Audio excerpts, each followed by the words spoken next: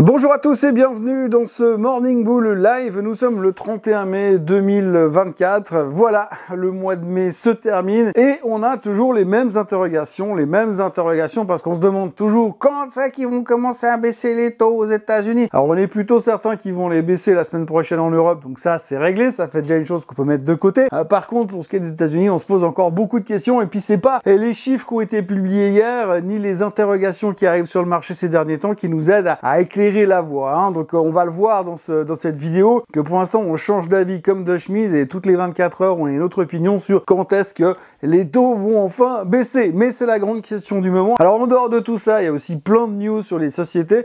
On a vu Salesforce qui s'est fait démonter, on a vu Capgemini qui s'est fait allumer en France parce qu'il travaille avec Salesforce et puis on a vu pas mal de mouvements dans le secteur du retail.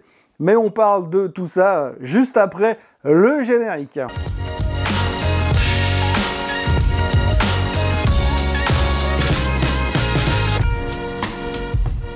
Alors pour ceux qui me suivent depuis longtemps, vous le savez, on parle beaucoup d'inflation, de taux d'intérêt et de savoir à quel moment les taux vont baisser. Pour ceux qui me suivent pas depuis longtemps, abonnez-vous à la chaîne Swissquote en français, ça sera déjà ça de prix. Et puis comme ça on pourra approcher les 40 000 followers. Mis à part ça, ce qu'il faut retenir quand même, c'est qu'encore une fois, on parle beaucoup de baisse des taux aux États-Unis. C'est très intéressant parce que hier on avait les chiffres du PIB et ce chiffre du PIB pouvait potentiellement nous ouvrir la voie et nous dire où c'est qu'on allait aller. Alors globalement, les marchés ont terminé en baisse, pourtant le PIB était légèrement plus faible, 1,3% de PIB, donc ceux qui avaient des doutes par rapport au fait que l'économie américaine était en train de ralentir, l'économie américaine ralentit, c'est une évidence. Donc quelque part, on se retrouve dans une espèce de route où on a deux voies, celle de gauche et celle de droite, mais elles ne vont pas au même endroit. Donc la première réaction, c'est de se dire « Ah ben voilà, l'économie ralentit, la Fed a réussi son boulot, donc on va pouvoir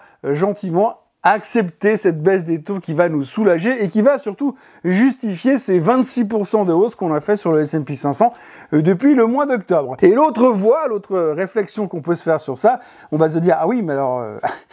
l'inflation va ralentir peut-être, c'est pas sûr encore, parce que pour l'instant on n'est pas certain, mais par contre l'économie ralentit. Mais si l'économie continue de ralentir comme ça à coup de 0,3% par-ci par-là, on va vite se retrouver en dessous des 1%, et donc potentiellement en direction des 0%. Donc est-ce que cela justifie une telle hausse des marchés de 26% depuis le mois d'octobre? Là aussi on peut se poser la question. Et puis même si demain la Fed vient baisser les taux parce que l'économie ralentit, est-ce que ça va pas relancer l'inflation? Et puis est-ce que cette baisse des taux, cette première baisse des taux de 0,25% va suffire finalement pour relancer l'économie sans faire remonter trop violemment l'inflation? Parce que si l'économie ne redémarre pas assez vite et que l'inflation repart plus vite, c'est une stagflation et ça on n'a pas envie. Et si l'économie repart pas assez vite et qu'elle descend en dessous des 0%, c'est une récession et ça on n'a pas envie non plus. Ça justifierait pas vraiment les 26% de hausse qu'on a fait sur le S&P 500. Donc forcément hier, on avait 2-3 interrogations. Quelque part, on a eu le chiffre qu'on voulait avoir, parce qu'on veut vraiment cette baisse de taux, mais maintenant qu'on l'a, on se dit « Ah ouais, non mais quand même, on aurait préféré avoir un GDP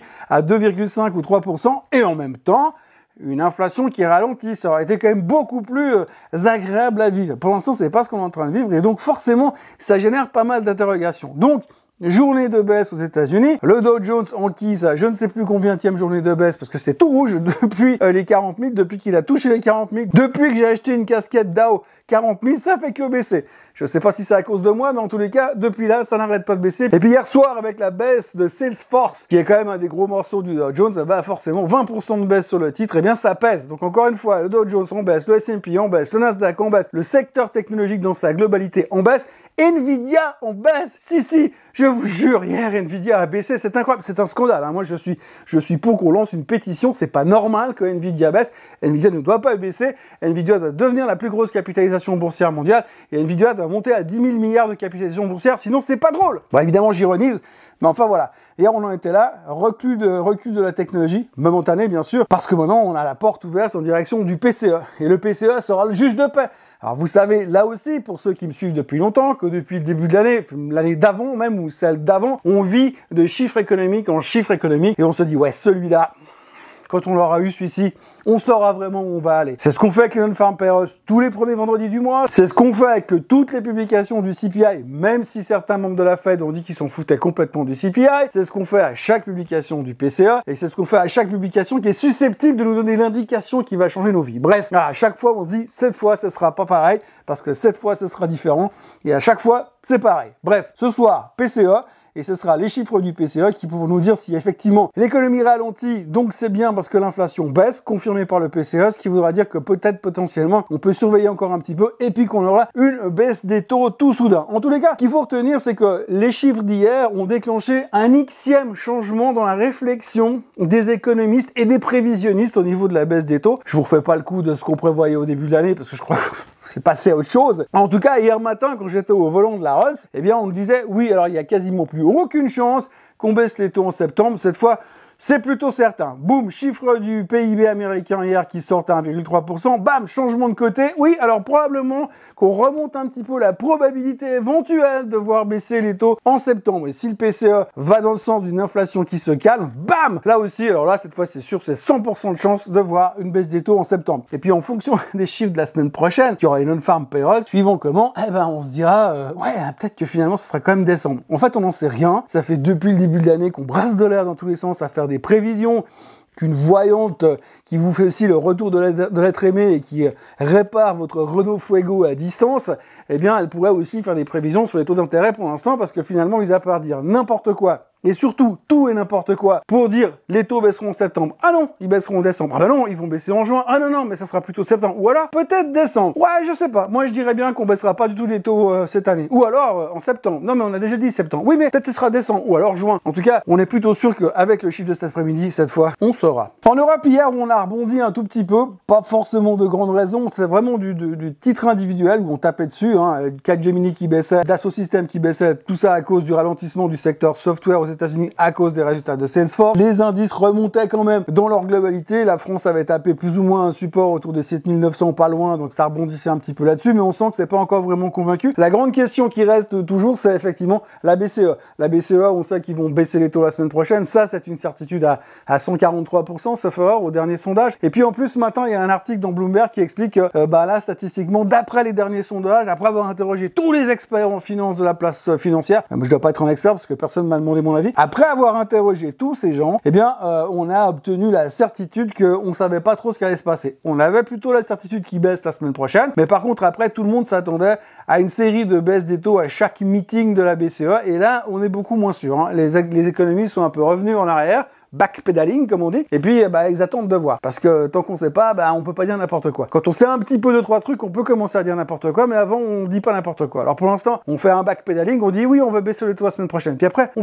verra comment l'économie se comporte, on verra comment l'inflation se comporte. On se souvient qu'il y a 48 heures, l'inflation allemande est repartie un petit peu à la hausse, donc c'est pas super rassurant de ce côté-là. Le résultat, on se pose des questions et on n'ose pas trop se mouiller. C'est vrai que vu la météo, ça donne pas envie d'aller se foutre au lac. Il y a aussi un truc qu'il faut aborder comme sujet, alors peut-être que ça intéresse pas forcément le monde de la finance, visiblement ça ne l'intéresse pas, mais je voulais quand même le mentionner parce qu'il y a quand même 2-3 déclarations qui circulent au niveau géopolitique. N'oubliez pas quand même que la géopolitique reste un axe principal et important de l'économie quand même. On a quand même Monsieur Macron qui a plus ou moins encourager Monsieur Zelensky à tirer des missiles qui ont été donnés par les Occidentaux directement en Russie pour taper des cibles en Russie. Donc là, on n'est pas encore en train de parler d'une invasion d'une partie de l'armée ukrainienne en Russie, mais ça veut dire que directement, on va aller taper la Russie avec des missiles ukrainiens, mais qui ont été fournis par la France, par l'Allemagne, par les Européens et par les Américains. Donc ça, c'est pas considéré pour l'instant comme une agression. Visiblement, ça ne choque personne. Ça ne surprend, ça ne fait. Je dis pas que je suis choqué. Je dis juste que quand même, c'est une agression vis-à-vis de la Russie et c'est encouragé par le président français qui aussi, on s'autorise à penser dans les milieux autorisés. Si vous lisez la presse à droite à gauche, il semblerait que la France se prépare à envoyer des soldats en Ukraine à but de formation, bien sûr, pour donner un coup de main aux Ukrainiens pour être meilleurs, plus forts, plus rapides, un peu comme Steve Austin à l'époque, bionique. Et puis pour essayer de contrer la Russie. Là aussi, pour l'instant, c'est pas considéré comme une agression, tout va bien. Et puis de l'autre côté, vous avez le prompteur qui sert de président aux États-Unis, là, Joe Biden, qui a déclaré que lui, il autorisait, attention, il autorise Volodymyr Zelensky à tirer également des missiles directement sur la Russie. Vous avez le président américain qui autorise un président dans un autre pays a tiré sur la Russie. Voilà, le gendarme du monde a encore frappé. Mais en tous les cas, les États-Unis et la France autorisent l'Ukraine à agresser directement la Russie. C'est pas choquant encore une fois, mais ça pourrait quand même poser des problèmes à terme, parce que c'est une question d'interprétation aussi, hein. Comme les chiffres économiques, c'est juste une question d'interprétation, comment les Russes vont voir la chose.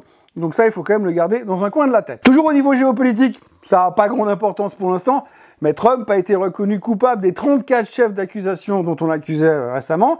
Donc ça a été annoncé cette nuit, hier soir. Donc ça, c'est réglé. Il est coupable. Pour l'instant, il y a à peu près 0 chance qu'il aille en prison avant les élections. Donc si il est élu au mois de novembre, il va pouvoir s'autogracier. En revanche, s'il n'est pas élu et qu'il va en prison, vu le nombre de ses supporters, qui correspondent à peu près à 50% des États-Unis, je suis pas sûr qu'on a envie de voir ce qui va se passer aux États-Unis à ce moment-là, parce que ça pourrait aussi, là aussi, déstabiliser un tout petit peu le gouvernement américain, parce que la grande problématique qu'on a aux States en ce moment, c'est quand même ce côté où on se rend compte que le pays n'a jamais été autant divisé entre gauche et droite ou entre républicains et démocrates, et ça, il y a quand même pas mal de gens qui commencent à dire que si tout d'un coup ça venait à déraper, ça pourrait mal tourner. Alors on va pas tirer des plans sur la comète, ni dire que c'est très dangereux, mais quand même. Après, en conclusion de cette vidéo, vous avez quand même entendu qu'on était dans une période d'hésitation. On voyait quand même que on n'était plus tellement aussi convaincu de la hausse qu'avant, même si le taux de bullishness est toujours extrêmement élevé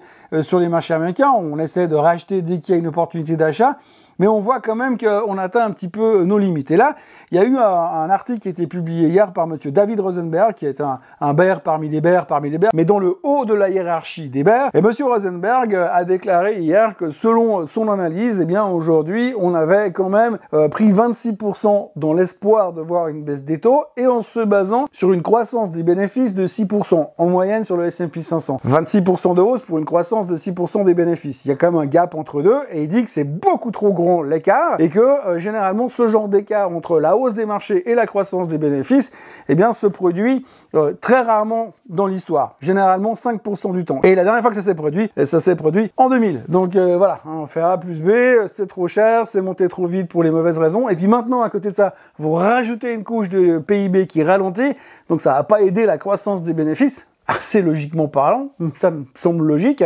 et donc du coup c'est pas très bon. Il faudra faire un tout petit peu attention. Et alors de l'autre côté, ce qui est assez intéressant, c'est qu'on a eu en même temps hier pas mal de publications au niveau des retailers. On a eu des très bons chiffres chez Foot Locker, des très bons chiffres chez Gap, des titres qui ont littéralement explosé. Limite, c'est des mêmes stocks à la vitesse où ils sont montés. Et de l'autre côté, vous avez Kohl's aussi de l'autre côté, qui eux par contre ont noté un gros ralentissement, et eux qui ont même annoncé une perte, et le titre perdait 23% hier. Donc on voit quand même qu'il y a aussi un recentrage des achats qui se font au niveau du consommateur. Le consommateur consomme toujours, oui, mais il cible mieux ce qu'il a besoin de consommer et ce qui est important pour lui. Donc forcément, il y a un petit décalage, puisque finalement, il n'y a pas un étalage de l'argent un peu sur tout le marché, mais on cible mieux ce qu'on veut dépenser. Et d'ailleurs, pour conclure, on notera quand même qu'à l'intérieur de la publication du chiffre du PIB hier, il y avait une petite ligne qu'on a vue très discrètement, ou qu'on n'a pas voulu voir, je ne sais pas, mais on disait le ralentissement du PIB américain est principalement dû au fait que le consommateur consomme moins. Voilà, c'est QFD, ceci explique cela, je ne sais pas. En tous les cas, petite faiblesse hier, ce matin les futurs sont quasiment inchangés. Hier soir, il y a eu des publications after close qui étaient assez spectaculaires. On a eu Dell qui a publié ses résultats. Alors, explosion au niveau de l'intelligence artificielle, donc ça c'était génial. Le titre a pris je sais pas combien de pourcents depuis quelques mois à cause de ça, donc c'est pas une monstre surprise. Mais à côté, ils ont annoncé compression des marges, réduction des marges. Et le marché a entendu réduction des marges. Le titre a perdu 18% after close. On perdait 18% after close. On verra ce qui va se passer à l'ouverture. Même chose chez Marvel, explosion au niveau des résultats, pas les Marvel des Iron Man et consorts, le Marvel plutôt du côté technologique. Et donc Marvel, très bon résultat sur le côté IA, mais par contre on voit que le reste du business, ça va pas terrible quoi. Donc l'IA est toujours là pour nous sauver, mais le reste traîne un peu la patte. Marvel perdait 4,5% hier soir. Voilà ce que l'on peut dire aujourd'hui. On avait quelques craintes aussi au niveau du pétrole qui repartait à la hausse il y a 2 jours à cause des tensions au Moyen-Orient. Visiblement, il n'y a plus de tensions au Moyen-Orient. Ce que j'ai vu au journal ces derniers jours, mais c'était pas des tensions, c'était juste des saluts amicaux visiblement, donc pas de tensions au Moyen-Orient. Et puis le pétrole est repassé en dessous des 78 $. Il traite à 77,50 ce matin. Rien de spécial sur le Bitcoin, rien de spécial sur l'or. Et maintenant, on attend tout simplement le PCA qui sera, comme je vous l'ai dit, le juge de paix, le seul et unique qui nous permettra de savoir vraiment, cette fois, ce qui va se passer pour les taux. Normalement, probablement, c'est possible. Voilà, merci d'avoir été avec moi aujourd'hui, encore une fois. Merci aussi pour tous les commentaires rapport à la vidéo d'hier. Visiblement, le coup de la voiture, ça a plu à pas mal de monde. Alors, il y aura des nouvelles voitures qui vont arriver ces prochains temps. La prochaine, ce sera la semaine prochaine, justement. Vous verrez, ce sera pas une Rolls, mais vous verrez, ce sera assez sympa aussi. Moi, je vous souhaite une excellente journée, un excellent week-end. N'oubliez pas qu'on se retrouve ce week-end pour le Swiss Bliss. Et n'oubliez pas de liker cette vidéo, de la partager, de la commenter et de vous abonner à la chaîne Swissquote en français. Là, on a passé les 38 500 followers. Allez, 40 000, je sais pas, vous avez bien 1500 copains qui peuvent s'abonner à la chaîne. Allez, passez une bonne journée et à demain. Non, pas à demain. Si, à demain pour le Swiss Bliss. Et pour le Morning Bull, ce sera lundi prochain, comme d'hab. Allez, bye bye.